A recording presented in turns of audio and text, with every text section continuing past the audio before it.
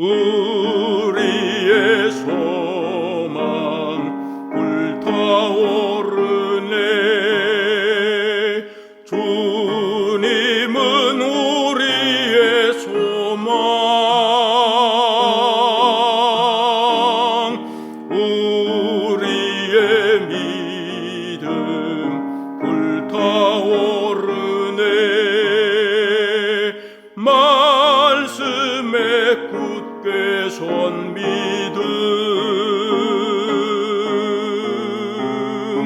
나은 때가 없으리. 주님 다시 오시리. 깨어 노래하여라. 할렐루야. 왕의 왕, 우리의 소망 불타오르네. 재림은 우리의 소망.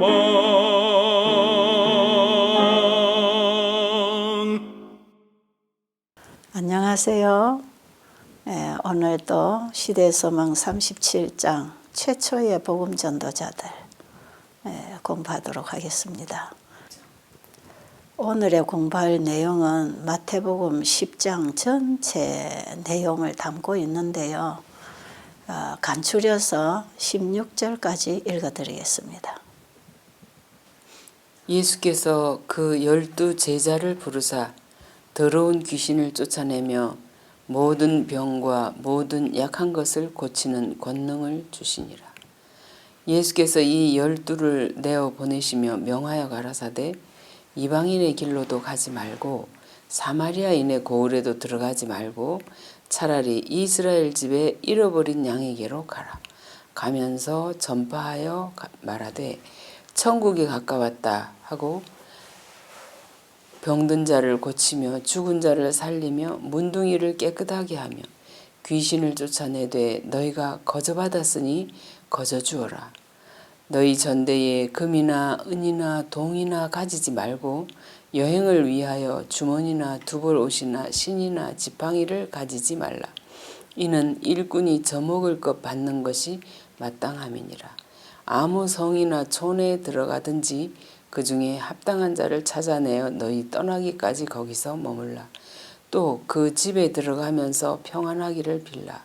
그 집이 이에 합당하면 너희 빈 평안이 거기 임할 것이요 만일 합당치 아니하면 그 평안이 너희에게로 돌아올 것이니라. 누구든지 너희를 영접도 아니하고 너희 말을 듣지도 아니하거든 그 집이나 성에서 나가 너희 발에 먼지를 떨어버리라. 내가 진실로 너희에게 이르노니 심판날에 소돔과 고모라 땅이 그 성보다 견디기 쉬우리라. 보라, 내가 너희를 보냄이 양을 이리 가운데 보냄과 같도다. 그러므로 너희는 뱀같이 지혜롭고 비둘기같이 순결하라. 오늘 우리 공부하는 시대소망 서두에 보니까 예수님의 제자들은 예수님과 한 가족이 되어서 움직였죠. 함께 걷고 함께 먹고 함께 자고 하면서 한 가족처럼 서로 돕고 또 주님이 전하시는 복음 사업에 각자가 할 일이 있었기 때문에 함께 일을 하고 다녔어요. 그들이 다니면서 당하는 어려움들이 있을 때에도 예수님과 함께 당하면서 그 과정을 제자들이 보고 다 느끼고 배우고 그렇게 하면서 예수님이 행하시는 모든 일과 가르침과 그분의 마음가짐에 있어서 제자들에게 교육이 안 되는 건 아무것도 없었습니다. 그래서 제자들은 예수님과 함께 있으면서 세세하게 주님으로부터 오는 그 감화력과 함께 가르침과 일하시는 걸 보고 배우면서 자라나고 있었지요. 그리고 그들은 예수님의 입에서 나오는 그 설교를 다 들으면서 어떻게 복음을 전해야 되고 어떻게 인류를 위해서 봉사를 해야 되는지 이런 부분을 잘 배웠습니다. 그리고 예수님께서 병자를 치료하시고 봉사를 하실 때에 아픈 사람들을 예수님에게로 안내하기도 하고 예수님의 설교를 듣고 마음이 열리고 감동이 있는 사람들을 찾아가서 또 성경을 펴서 가르치면서 그들에게 확신을 심어주는 그런 봉사도 제자들이 참 순발력 있게 센스 있게 봉사를 잘했는 것 같아요. 예, 복음을 전하는 자리에 복음을 듣고 있는 청중들에게 더 유익을 주기 위해서 주변에서 할 수 있는 일들이 있잖아요. 그런 부분을 제자들이 참 잘했어요. 이런 일과들을 반복하면서 예수님은 제자들을 다 가르치셨어요. 그리고는 이제 예수님께서는 제자들을 이제 선교사로 파견을 해야 되는 일을 하셨지요. 오늘은 최초의 복음 전도자들을 파견하시는 그 일을 하시면서 예수님이 제자들에게 어떤 당부를 하고 파견을 하시는가 하는 이런 부분이 기록되어 있습니다. 예수님께서 12제자만 파견을 하신 게 아니고 70인의 제자도 동일한 교육을 시켜서 파견을 했어요. 예수님이 일하시는 자리에는 12제자들만 배우고 있었던 게 아니다 그랬죠. 그게 많은 사람들이 예수님에게 배우고 예수님에게 감화를 받으면서 준비된 사람들이 참 많았어요. 이들이 70인의 제자들을 보내는 그 무리에 가담되어 주님의 제자가 된 사람들이에요. 자, 그런데 예수님께서 왜 제자들을 불러서 교육을 시켜서 이제는 일터로 보내야 됐었는가? 오늘 우리가 본문의 말씀 읽은 중에 보면 마태복음 10장 1절부터 4절의 내용을 보면 예수님이 12제자를 이제 파견을 하시는데 그 12제자 이름이 다 나오지요. 오늘 읽어드리지는 않았지만 12제자 이름이 다 거기 불려져 나왔고요. 예수님께서 12제자를 선교사로 부르신 것은 예수님이 이 땅에 오셔서 행하신 그 일, 예수님의 사명과 목적을 제자들에게 가르쳐서 예수님이 하늘로 가시고 나면 제자들이 이 땅에 교회를 세우면서 복음 사업을 해야 됐어요. 이 세상을 구원하기 위하여 예수님이 이 땅에 오셨는데 그 예수님의 사업을 받아서 이제 이 땅에 복음 사업에 기초를 넣어야 할 기초석을 12명을 예수님이 특별한 교육을 시켜서 이 땅에 두시고 가셨지요. 예수님께서 12제자를 부르시고 그 소명을 주신 것은 시대마다 이 복음 사업에 참여할 사람들에게 주시는 소명이기 때문에 우리가 이 공부를 오늘 할 때에 우리는 우리 각자에게 주신 소명으로 받아야 되고 예수님이 12제자들에게 이렇게 하라고 하는 그 당부하신 말씀은 오늘날 우리가 복음 사업을 하는 데 있어서 어떻게 해야 되는가를 가르쳐 주시고 가신 것이기 때문에 오늘 우리는 시대소망 책을 공부하는 것이 아니라 오늘날 나에게 주님이 무슨 사명을 주시고 어떻게 일을 하라고 가르치시는가. 그 주님의 가르침을 우리 각자가 오늘 배우게 되기를 바랍니다. 예수님께서 12제자들을 내보내실 때에 2가지 과제를 주셨잖아요. 하나는 천국 복음을 전파하고 하나는 병들고 고통당하는 자들에게 실질적으로 봉사하는 봉사 사업을 어떻게 해야 되는지를 가르쳐 주시면서 예수님이 일하시고 보여주신 그 똑같은 그 일을 제자들에게 하라고 하실 때에 예수님은 제자들에게 성령을 주셔서 예수님이 병자를 고치고 귀신을 쫓아내셨던 그 일을 제자들이 하도록 하셨어요. 예수님께서 제자들에게 하라고 하신 이 일은 제자들만 하라고 이례적으로 주신 것이 아니고 시대마다 이 사업을 이어갈 모든 사람들에게 주셨다는 것을 오늘 우리는 명심하면서 공부를 해야 되겠습니다.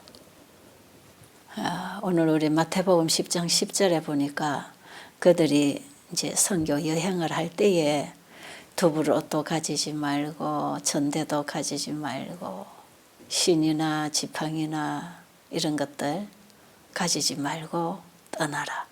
보니까 딱 입은 옷에 빈몸으로 가라 이 말이에요. 아무것도 더 가지고 가려고 하지 마라. 이런 말씀 하시지요. 이 말씀의 의미는 뭐냐 하면 사실 우리가 여행을 하면은 옷도 갈아입을 옷을 챙겨야 되잖아요. 그리고 가다가 또 우리가 쓸 용돈도 있어야 되고 먹을 것도 좀 챙겨야 되고 여행해보면 그렇지요. 저도 한번 이 선교 여행을 하려고 미국이고 동남아고 여러 나라를 떠나다 보면 한 가방을 챙겨가지고 가거든요. 그게 세면도구도 들어가야 되고 뭐 속옷, 양말 다 챙겨야 되잖아요. 근데 예수님께서 여기 아무것도 갖지 말고 그냥 딱 빈몸으로 입은 그대로만 가라는 거거든요. 이 말씀을 여러분 어떻게 해석을 하셔야 되겠어요?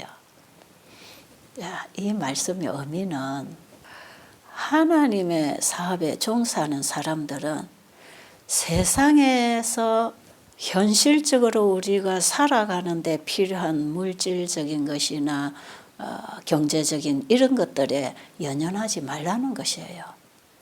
이런 부분은 다 하나님께서 해결해 주실 것이기 때문에 너희들은 오직 하나님만 의지하고 믿음으로 주신 그 복음을 전하기 위해서 일을 해라.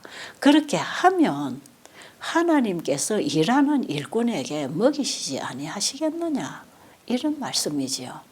마태복음 6장 33절에 보면 너희는 이방인들처럼 무엇을 먹을까, 무엇을 입을까, 무엇을 마실까 염려하지 말고 먼저 그 나라와 그의 의를 구하라. 그리하면 그 위에 모든 것을 더하시리라고 하셨잖아요. 예수님께서는 이런 약속과 함께 지금 제자들에게 그냥 세상 네 가족들 누가 어떻게 돌볼 것인가 이런 거 다 걱정하지 말고 그냥 이 복음을 전하기 위해서 전적으로 헌신해라. 이런 뜻이에요. 그런데 이렇게 해서 제자들을 내보내신 이후에 나중에 제자들이 돌아왔을 때에 너희들이 다니면서 일할 때에 뭐 부족한 게 있더냐? 그렇게 물으실 때에 제자들이 뭐라고 그랬지요? 하나도 없었나이다. 이런 대답을 했잖아요. 여러분, 주님이 부르시는 이 복음 사업에 우리 자신을 드리고 그 부름에 응한다면 우리 가정에 내 살아가는 현실적인 삶에 필요한 것들은 주님이 채워주실 것도 믿어야 되겠지만 그렇게 믿고 나갔을 때에 진짜 부족한 거 없어요. 저는 이 일을 해온 사람으로서 분명하게 오늘 주님이 말씀하신 그 말씀의 약속이 이 일 속에 분명하게 성취된다는 것을 말씀드리고 싶은 것이에요. 정말 저는 이 예수님께서 배고픈 자를 먹이고 병든 자를 돌아보고 옥에 갇힌 자를 돌아보면서 그들에게 하늘의 양식을 공급해 주면서 봉사하게 될 때에 내 가정의 모든 필요는 그분이 다 채우고 계신 것을 저는 너무 분명하게 경험을 하고 있고 지금도 부족함이 없도록 그분이 채워주고 계시는 것 사실이에요. 사람들이 주님의 사업에 좀 같이 일을 하자 이러면 내가 뭐가 걸리고 자식이 걸리고 가족이 걸리고 아내가 걸리고 남편이 걸리고 부모가 걸리고 뭐 또 교회 뭐 내가 뭘 맡았고 이런 일들이 많이 걸리잖아요. 그런데 정말 주님이 부르시는 이 부름에 내 자신을 온전히 드리고 나면 그 모든 것이 내 스스로 할 때보다 훨씬 더 주님이 잘하게 해주십니다. 그 나머지는 주님이 다 해결을 하신다 이 말이에요. 그리고 마태복음 10장 11절에 보면 너희들이 다니다가 어느 성에 들어가면 어떤 합당한 사람을 만나게 되면 그 집에서 끝까지 머물면서 일을 해라. 너희들이 이 말씀을 전해서 그 말씀을 받아들이는 자의 집이 너희들이 지내기 합당한 집이니까 그런 집에 머물러라. 이렇게 말씀하셨어요. 참 상세하게도 가르쳐 주셨죠. 정말 제가 이 여행을 다니면서 가 있어 보면 어떤 집에는 이 복음이 목말라서 복음을 삼하는 자들이 말씀을 주면 꿀송이처럼 달게 먹으면서 더 듣고 싶고 더 배우고 싶어서 붙드는 사람들이 있어요. 그런 집에 머무르면 그 가족도 구원을 할 수가 있고 그 가정에서 주는 힘을 얻어서 나가서 복음을 전하는데도 상당한 에너지가 된단 말이에요. 그런데 어느 가정에 갔을 때에 그 가정에 뭐 좀 맹송맹송하고 영적으로 갈급하지도 않고 이 복음 사업에 관심도 없는 이런 집에 가서 머물러 보면 그게 가시방석 같고 오히려 내 가슴 속에 은혜가 소멸되어 일하기가 힘든 분위기를 만날 수도 있거든요.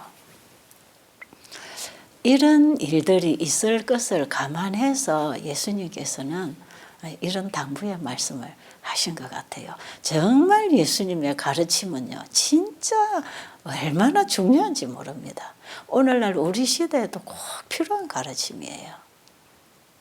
그리고 10장 14절에 보면 네가 어느 집에 복음을 가지고 들어갔을 때에 누구든지 그 복음을 받지도 않고 너희를 영접하지도 않으면 그 집이나 그 성에서 나와서 발에 먼지를 떨어버리라 그랬죠.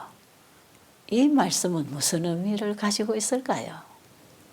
예수님께서 영접하지 아니하면 발에 먼지를 떨어버리라고 한 이 말씀을 하신 것은 유대인의 관습에 따라서 하신 말씀인데 유대인들은 이방인들의 마을을 지나가는 경우에 이스라엘이 살고 있는 그 지역에 들어가기 전에는 반드시 이방인들의 동네를 통과하다가 묻은 먼지는 거기서 털어버리고 들어가는 이런 관습이 있었단 말이에요.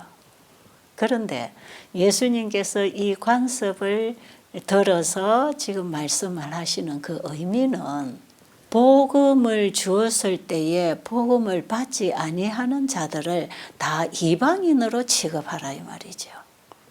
그렇기 때문에 그들에게서 나오라는 것이지요. 여기서 예수님께서 이들이 하나님의 백성이냐 이방인이냐 하는 그 구분은 복음을 받아들이느냐 받아들이지 않느냐에 따라서 구분이 된다고 하는 것을 제자들에게 가르쳐 주신 것이에요. 그리고 한 가지는 복음을 받아들이지 않는 자들은 결국에 마지막에 가서 심판이 있다고 하는 선언이면서 증거가 되는 것입니다. 그리고 또 한 가지는 너희들이 복음을 전하러 다니지만 복음을 받아들이지 않는 사람, 반대하는 사람도 있을 것이라는 것을 예수님이 미리 말씀하시면서 그들이 복음을 전하다가 상대가 받아들이지 않을 때에 낙심하지 말아야 될 것을 미리 일러주셨어요. 사도행전 13장 50절 이후에 보면 바울과 바나바가 선교 여행을 하다가 비시디아 안디옥에 갔을 때에 유대인들에게 방해를 받았을 때에도 발에 먼지를 털어버리고 나왔다는 거 아닙니까? 그런데 예수님께서 아무도 혼자 내보내지 아니하시고 형제는 형제끼리 친구는 친구끼리 둘씩 짝을 지어서 내보내셨어요. 70인의 제자도 그렇게 둘씩 짝을 지어 내보내셨지요. 왜 그렇게 둘씩 짝을 지어야 됐는가? 혼자 나가서 사람들을 만나고 또 반대를 부딪히게 되면 어떤 때는 연약해서 좌절할 수도 있고 또 내 혼자 할 수 없는 일이 있어요. 그러니까 함께 가면 한 사람이 못하는 부분을 한 사람이 보완해서 같이 힘을 실어줄 수가 있고, 또 우리가 상대를 대할 때에 대화를 할 때에도 함께 이렇게 대화를 해주면서 사람의 그 마음을 한 사람이 다 못 읽었을 때에 다른 사람이 읽어서 또 거기 적절한 대답을 해줄 수도 있잖아요. 우리가 방문을 해서 영혼들을 만나보면 혼자 하는 것보다 같이 가는 게 훨씬 좋아요. 예수님은 그것이 복음을 전하는 일에 좋을 것이기 때문에 그런 방법을 채택하신 것이에요. 그리고 혼자 가서 어떤 영혼의 결실을 내었을 때야, 내가 이렇게 했다고 하는 교만이 생길 수도 있지만, 함께 가서 어떤 결실을 얻게 되면 우리가 함께 협력해서 일했기 때문에 자아가 일어나지 않습니다. 이런 여러 가지 우리에게 유익한 부분이 있기 때문에 예수님은 이런 방법을 가르쳐 주셨지요. 그리고 마태복음 10장 8절에 보니까 너희들이 나가서 일을 할 때에 병든 자를 고치며 죽은 자를 살리며 문둥이를 깨끗하게 하며 귀신을 쫓아내되 너희가 거저 받았으니 거저 주어라. 그 당부를 하시면서 귀신을 쫓아내고 병자를 고칠 수 있는 능력을 주셨어요. 예수님께서는 너희가 이렇게 하라고 하셨을 때는 반드시 그 일을 할 수 있는 능력을 함께 주신다는 것을 알아야 되겠어요. 그래서 제자들에게 예수님이 이런 일을 하면서 천국 복음을 전하라고 하셨을 때에 오늘날 우리가 살고 있는 이 시대에는 이제 예수님이 곧 재림하실 시대에 주신 현대 기별이 있잖아요. 셋째 천사 기별이라고 그랬죠. 계시록 14장 6절로 12절에 첫째 천사, 둘째 천사, 셋째 천사의 기별을 주셨는데, 첫째 천사의 기별과 둘째 천사의 기별을 포함해서 셋째 천사의 기별이 이 시대의 현대 기별이고, 이 기별을 우리가 전할 때에도 바로 제자들에게 하라고 명하신 그 명령이 오늘날 우리 시대에 우리가 전할 셋째 천사의 기별이고, 이 기별을 전할 때에 이 일을 하라고 하신 그 일에도 제자들에게 그 일할 능력을 주신 것처럼 이 시대에도 그 일할 능력을 담아 주셨어요.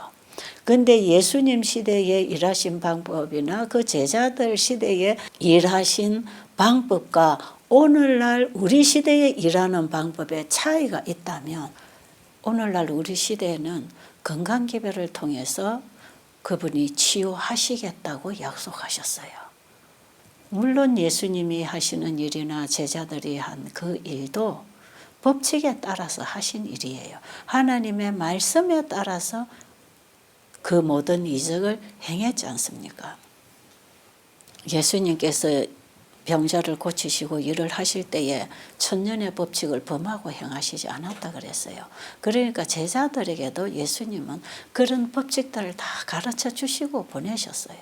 그런데 오늘날 기독교인들이 그냥 예수님과 제자들이 병 고친 이적만 보고 그것만 행하려고 뛰어들기 때문에 오늘날 하나님의 말씀을 전하는 하나님의 종들은 그런 방법으로 일하지 말라고 하면서 우리의 생활 속에서 반드시 지켜져야 할 건강법칙, 천연계의 법칙을 도덕법칙과 함께 지키도록 하셨어요. 그래서 하나님 말씀을 우리가 받아들이고 지키는 동안에 하나님의 치유와 변화시키는 능력이 일어나도록 일하신다 이 말이에요. 그리고 이 일을 할 때에도 분명하게 거저 받았으니 거저 주우라고 하는 것이에요. 제가 베델 양원을 수십 년을 하면서 환자들에게 요양비를 정해서 이런 어떤 영리적인 정신이 들어가는 이런 일을 할 수 없었던 것은 이 말씀을 따라서 주님이 명령하신 이 사업을 해야 됐기 때문에 저는 그렇게 할 수가 없었어요. 그러나 부족하지 않았단 말이에요.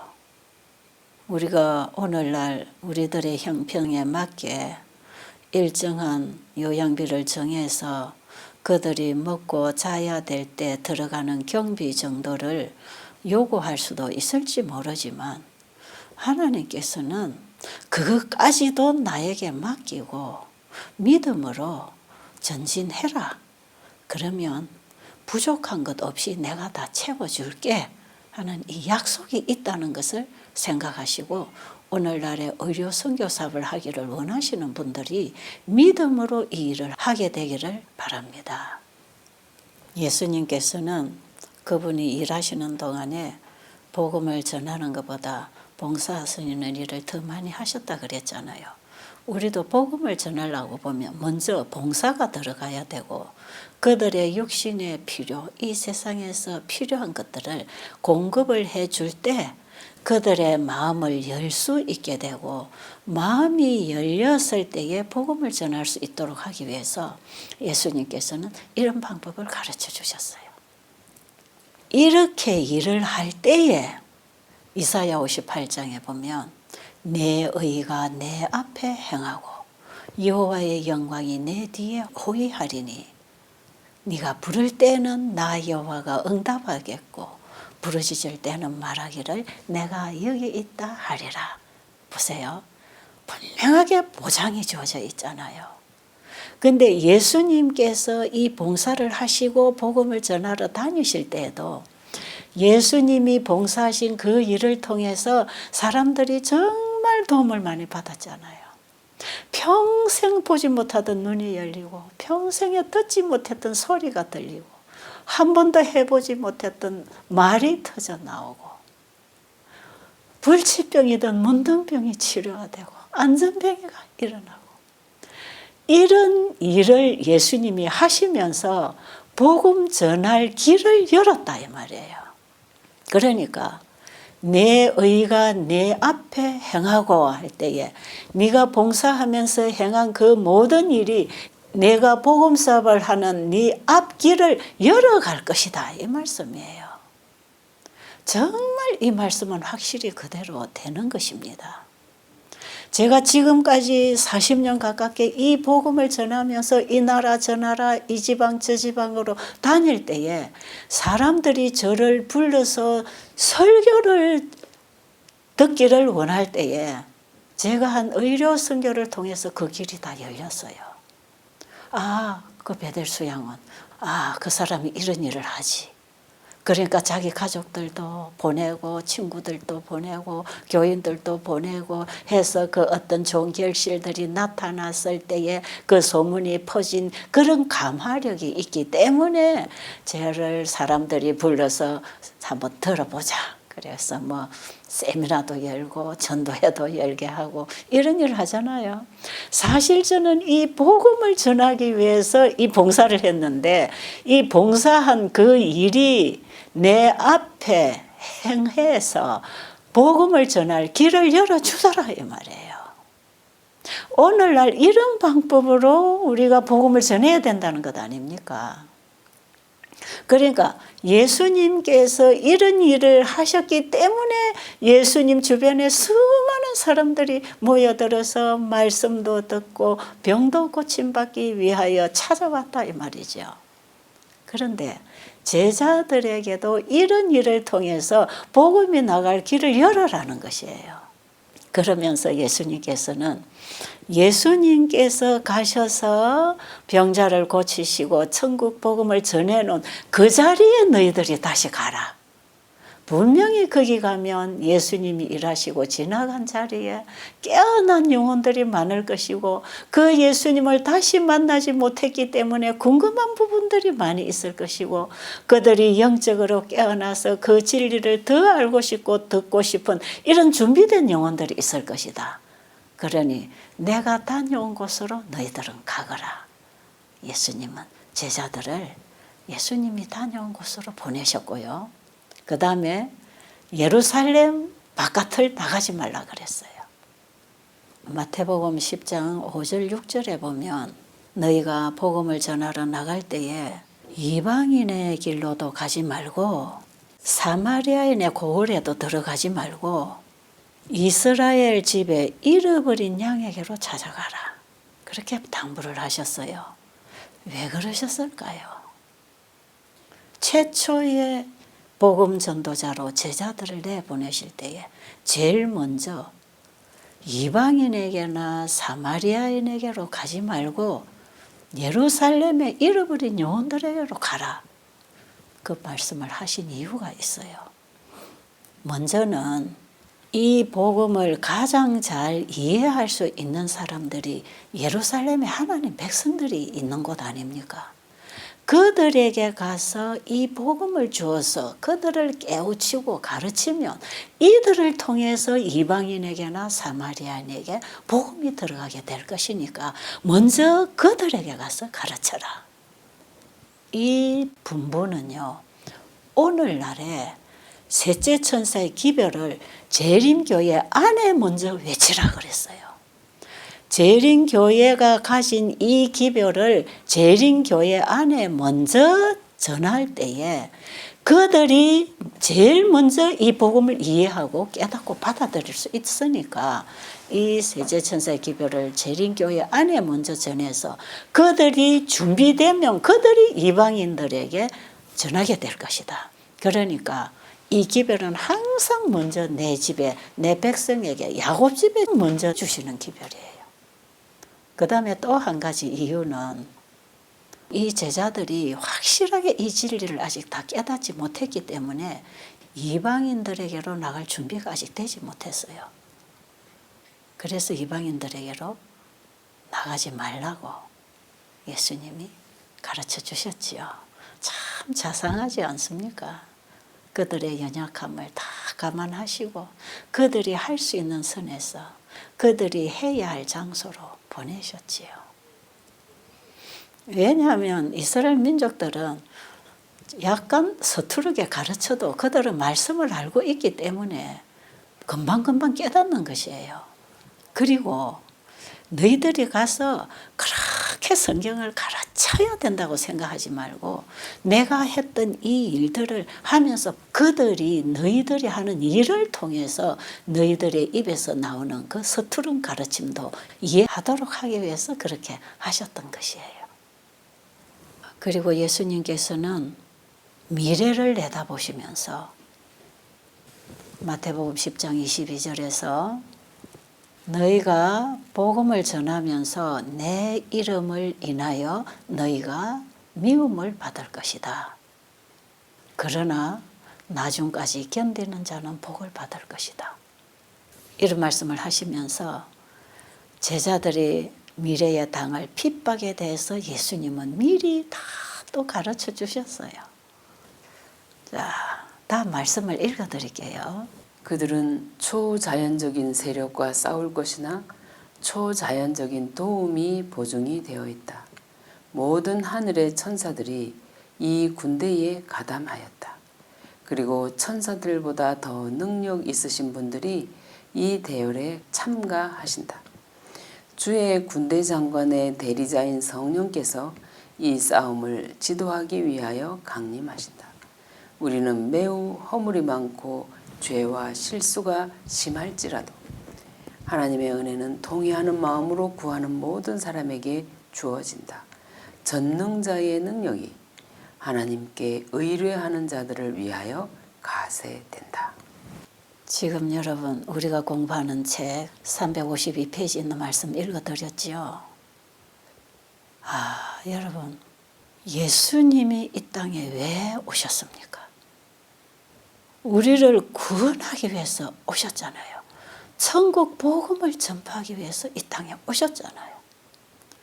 그리고 모든 믿는 자들을 구원하시기 위하여 온 인류의 죄값을 그분이 지불하시고 어떤 죄인도 예수님 앞에 오면 다 용서받고 구원받도록 해놓으시고 예수님 하늘로 승천하셨잖아요.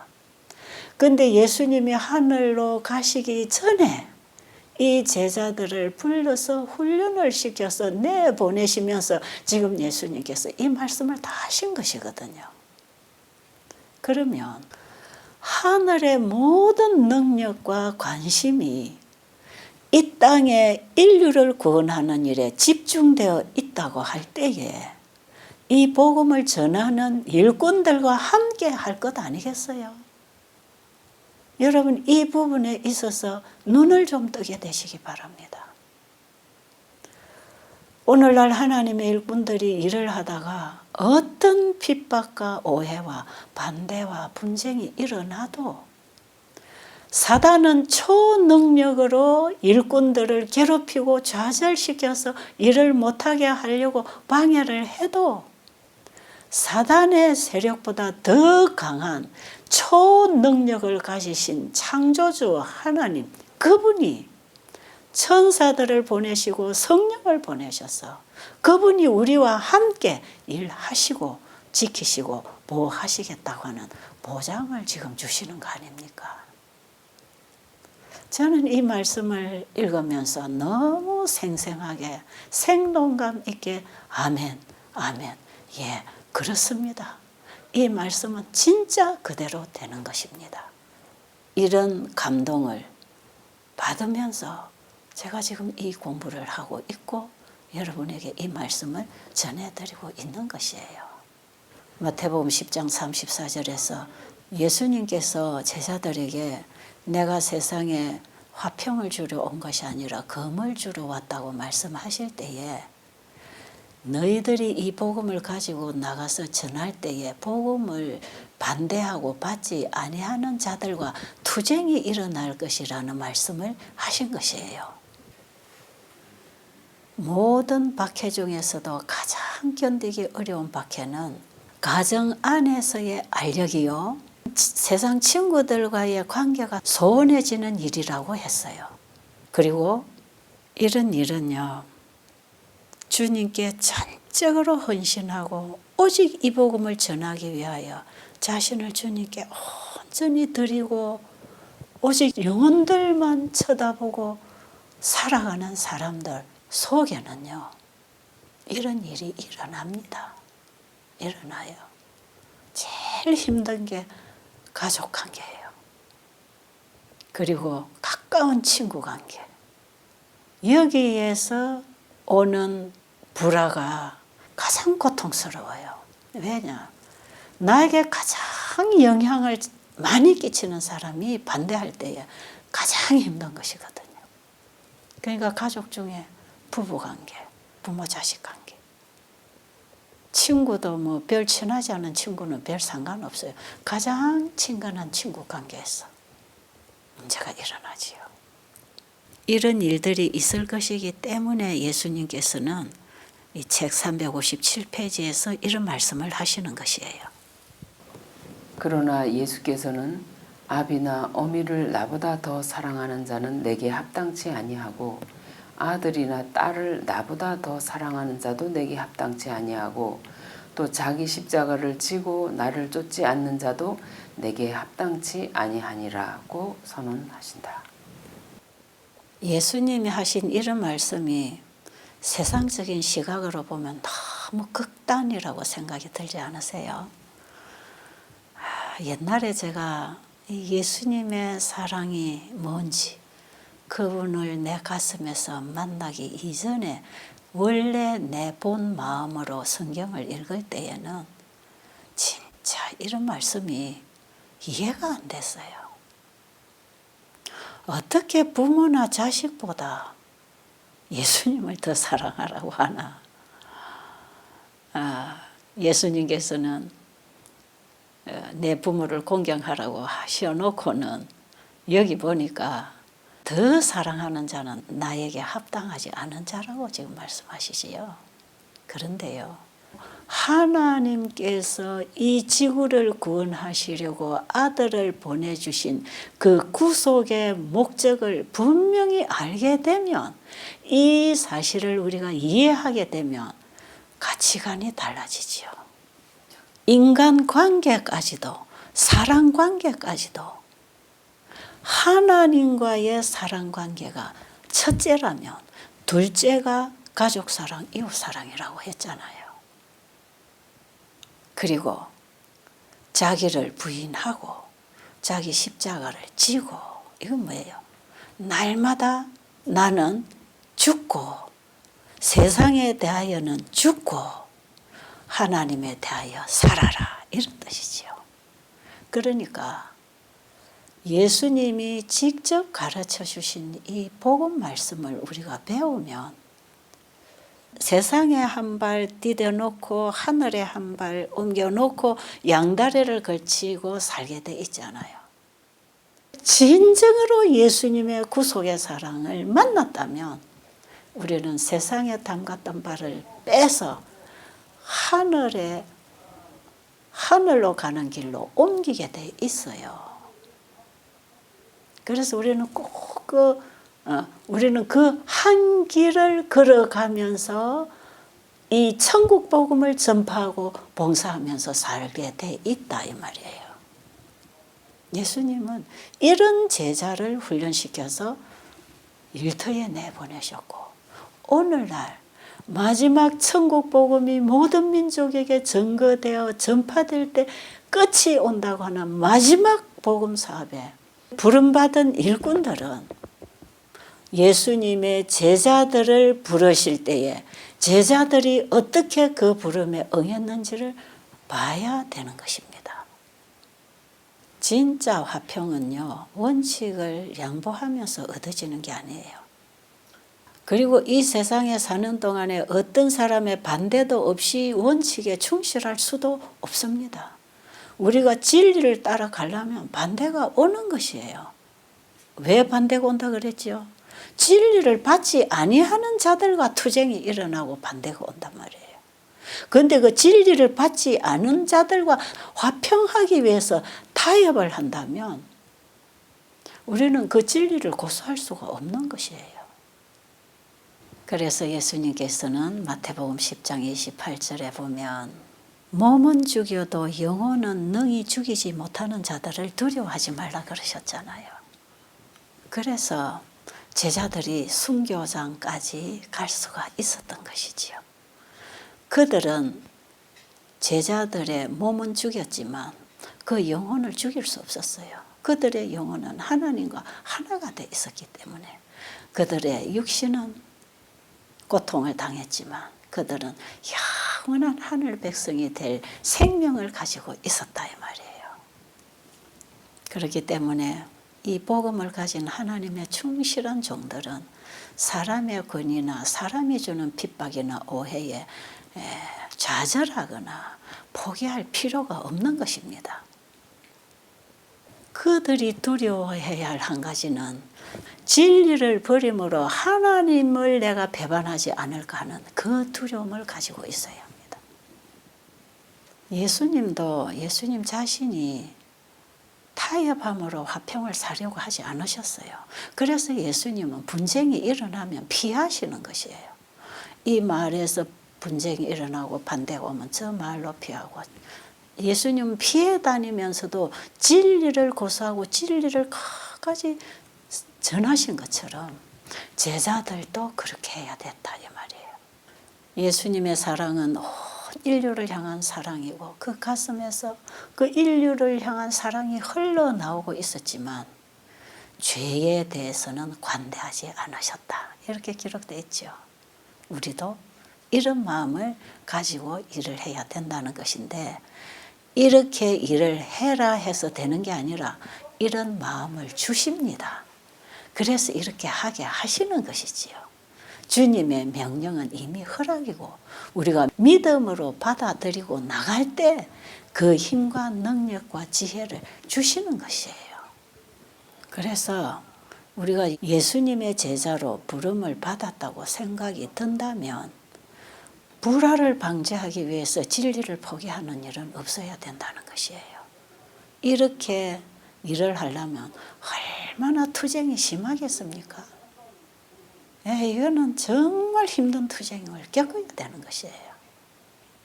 세상 사람들이 볼 때는 절대로 이해할 수 없는 전쟁을 하고 있는 것이에요.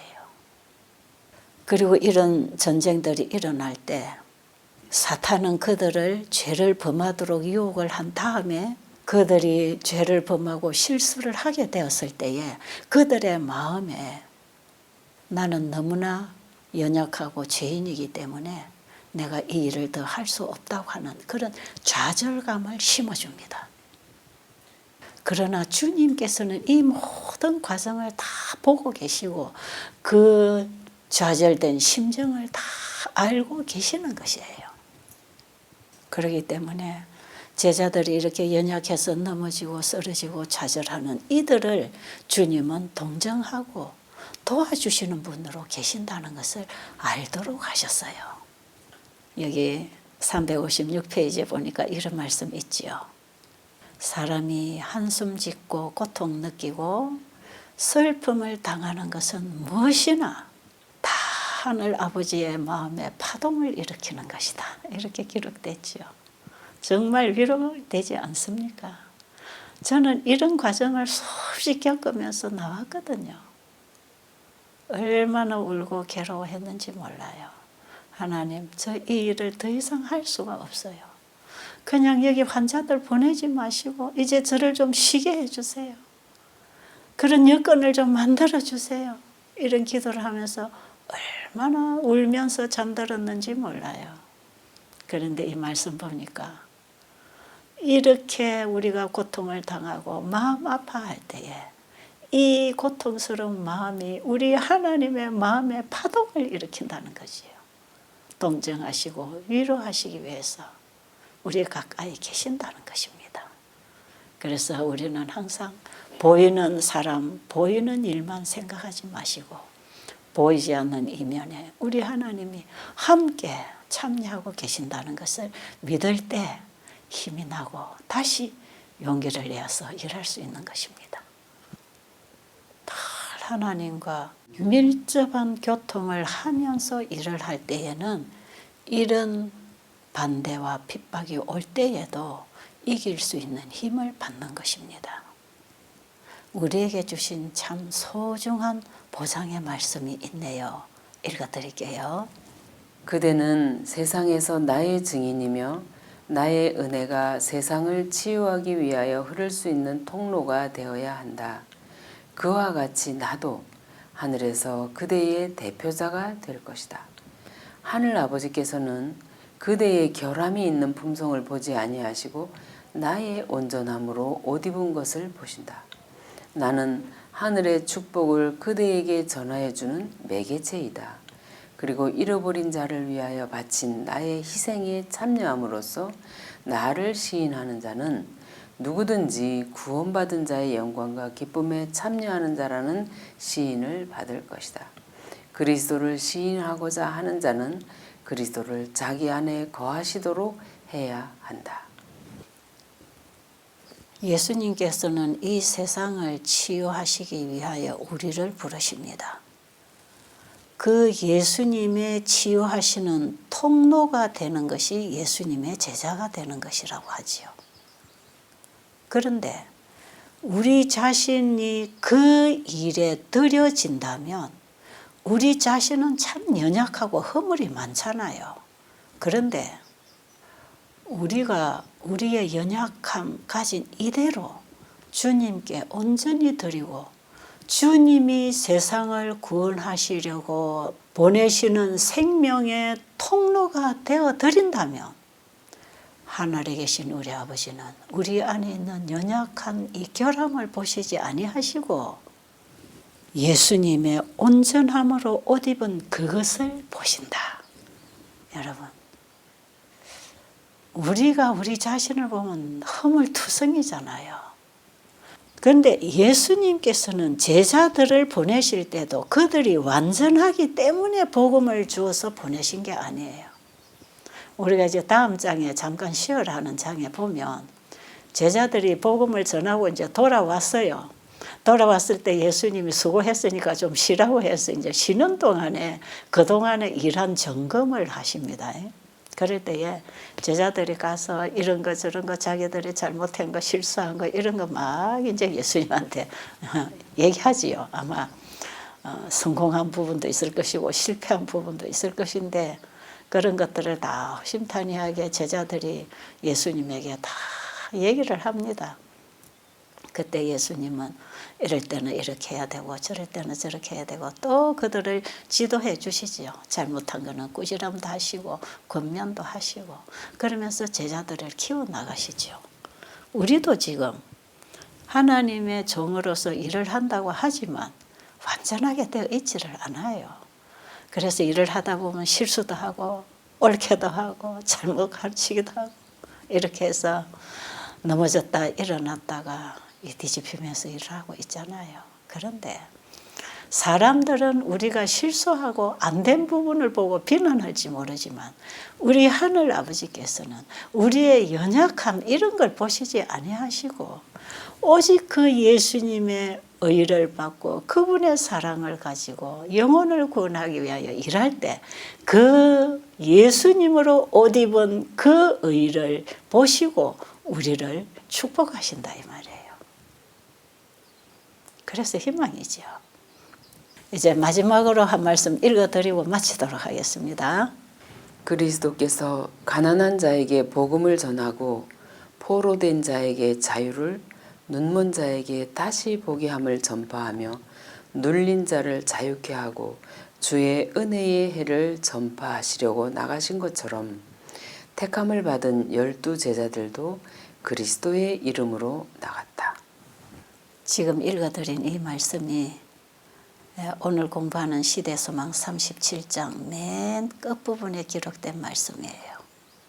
예수님의 제자들도 예수님이 하신 그 사명을 받아서 나간 것처럼 오늘날 우리도 똑같은 예수님이 이 땅에 오셔서 하신 그 사업을 하기 위해서 우리 자신을 주님께 온전히 드리고 주님의 종으로 살아가기로 결심해야 되지 않겠습니까? 그러니까 우리가 할 일이 뭡니까? 하나님이 주신 건강기별을 통해서 의료 선교를 하면서 세천사의 기별을 전하는 일에 우리 자신을 온전히 드린다면 주님께서 우리의 모든 것을 책임지시고 이 사업에 성공하게 해 주실 것이라는 약속과 보장이 오늘 이 말씀 속에 주어지고 있습니다. 이 말씀에서 오늘날 우리가 할 일이 무슨 일인지를 배우게 되셨기를 간절히 바랍니다.